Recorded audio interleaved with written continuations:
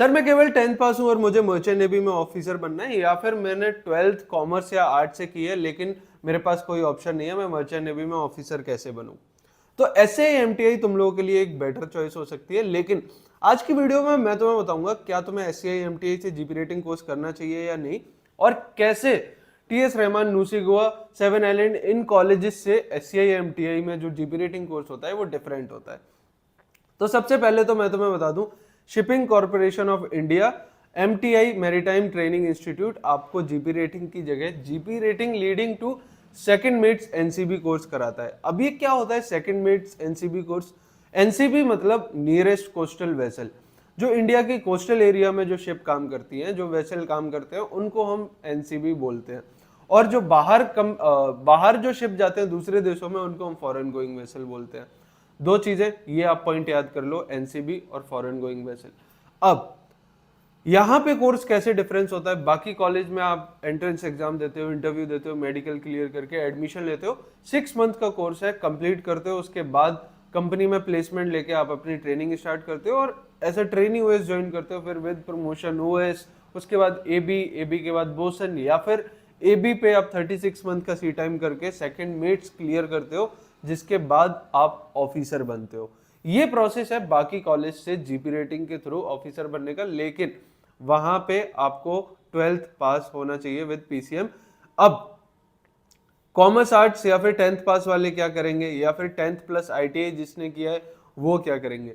उन लोगों के लिए एक ऑप्शन है SCI MTI। यहाँ पे कैसे डिफरेंस कोर्स होता है? यहाँ पे आपका एंट्रेंस एग्जाम दो, इंटरव्यू दो, उसके बाद कॉलेज में एडमिशन लो। पहले तो मैं तुम्हें बता दूं, SCI MTI का entrance exam is very difficult. इस बैच से पूरा ही कोर्स उन लोगों ने बदल दिया। अब यहाँ पे physics, chemistry, math, English, GK और एप्टीट्यूड पूछा जाता है, 200 क्वेश्चन।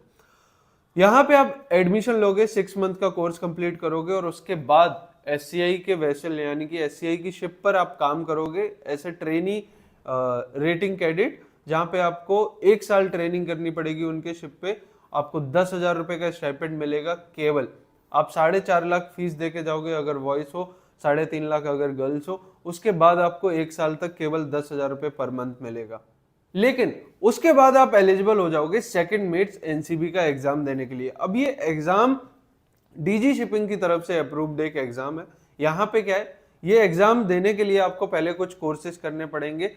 NKWO एनसीबी वाले कुछ कोर्सेज हैं जो आपको कंप्लीट करने हैं। कोर्सेज कंप्लीट करने के बाद सेकंड मेट्स एनसीबी के आप एग्जाम क्लियर करोगे, ओरल्स होते हैं वो ओरल्स क्लियर करोगे, और उसके बाद आप बनते हो थर्ड ऑफिसर। एग्जैक्टली 10th पास किया, आपने ट्रेनिंग ली, आपने एग्जाम क्लियर किया, ओरल क्लियर किया, और उसके बाद आप बनते हो थर्ड ऑफिसर। लेकिन यहाँ पे प्रॉब्लम ये है कि आप केवल एनसीबी पे काम कर सकते हो। एनसीबी मैं बता चुका हूँ आपको, नियरेस्ट कोस्टल वेसल।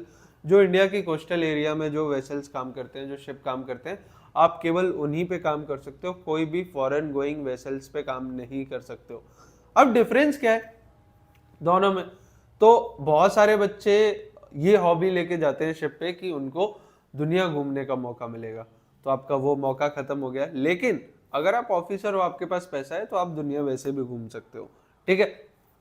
उसके बाद क्या प्रॉब्लम है, आप किसी भी फॉरेन गोइंग वेसल पे काम नहीं कर सकते हो, और जो पे होगा आपका वो फॉरेन गोइंग वेसल्स के कंपैरिजन में थोड़ा सा कम होगा। अगर मैं बात करूं, अगर आप किसी और कॉलेज से दूसरे जीपी रेटिंग के प्रोसेस के थ्रू एबी के बाद 36 मंथ का सी टाइम करने के बाद सेकंड मेट्स क्लियर करके ऑफिसर बनेंगे फॉरेन गोइंग वेसल पे, तो वहां पे आपका पे ऐसा थर्ड ऑफिसर 1 से 1.5 लाख रुपए होगा। लेकिन SCI में वहीं पे आपका पे जो है एनसीबी में थर्ड ऑफिसर की रैंक पे लगभग 80 से 90 हजार रुपए होगा। तो ये पे डिफरेंस है जो आपको हमेशा देखने को मिलेगा एनसीबी और फॉरेन गोइंग वेसल्स में। लेकिन देन अगेन अगर आपको ऑफिसर बनना है तो ये चीजें तो देखनी पड़ेंगी।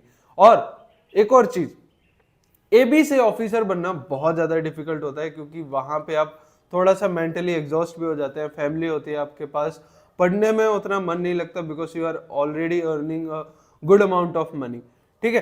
तो वो मेंटेलिटी से आप नहीं जूझते हो, आप यहाँ पे सीधा इस मेंटेलिटी के साथ ही जाते हो कि आपको करना ही करना है, आपको ऑफिसर बनना ही बनना है, आपको सेकंड मेट्स क्लियर करना ही होगा। क्योंकि अगर ये 12 मंथ की ट्रेनिंग के बाद आप एनसीबी का एग्जाम क्लियर नहीं करोगे तो फिर आप सेल नहीं कर सकते। तो उसके लिए आपको तैयार रहना पड़ेगा। तो ओवरऑल अगर मैं बताऊं किन लोगों के लिए ये बेटर चॉइस है, वो बच्चे जो तैयार हैं कि नहीं मुझे रेटिंग नहीं बनना है, रेटिंग के बाद ऑफिसर भी बनना है कुछ भी करके, तो उन बच्चों के लिए ये बेस्ट चॉइस हो सकती है। उन आईटीआई स्टूडेंट्स के लिए जिनको लगता है कि हाँ वो आईटीआई करके भी ऑफिसर बन सकते हैं, उनके लिए बेस्ट चॉइस हो सकती है।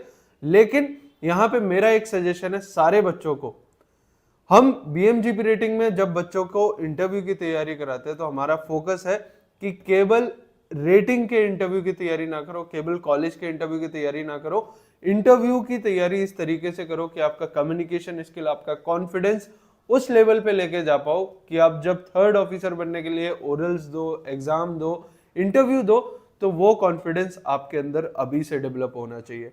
तो वो चीज आप लोगों को भी ध्यान देनी है कि आप अभी जब एंट्रेंस एग्जाम और इंटरव्यू की तैयारी करेंगे एससीआई की, क्योंकि पैटर्न चेंज हो गया है, तो अब आपको थोड़ा सा बहुत एक्स्ट्रा फोकस देना पड़ेगा इस एग्जाम और इंटरव्यू को क्लियर करने के लिए। तो प्रॉपर तरीके से तैयारी करो, इंटरव्यू के लिए भी अच्छे से प्रैक्टिस करो, जितना अपने आप को उस एनवायरनमेंट में डाल सकते हो जहाँ पे आपको कम्युनिकेशन स्किल बेटर करने के चांस हो, जहाँ पे आपको अपने कॉन्फिडेंस को बूस्ट करने के चांस हो, ऐसे एनवायरनमेंट में अपने आप को डालो।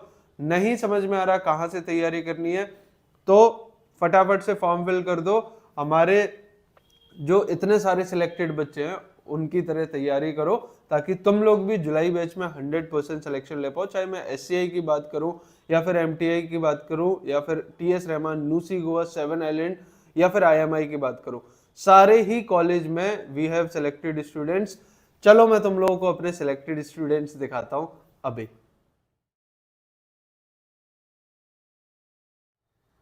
तो देखा, इन पोस्टर्स में आपकी भी फोटो हो सकती है, और केवल इन पोस्टर में नहीं, यहां से निकलने के बाद जो जीपी रेटिंग से ऑफिसर बनते हैं बच्चे, उन पोस्टर्स में भी तुम्हारी फोटो होगी बीएमजीपी रेटिंग के लोगों के साथ, तब मजा आएगा। तो इस जर्नी को कंप्लीट करने के लिए सबसे पहला स्टेप क्या करना है, डिस्क्रिप्शन में फॉर्म दे रखा है, फटाफट से फिल कर दो, कनेक्ट विद अस, और एग्जैक्टली जानो क्या स्ट्रेटजी तुम्हें फॉलो करनी है एडमिशन लेने के लिए और आगे चल के ऑफिसर बनने के लिए।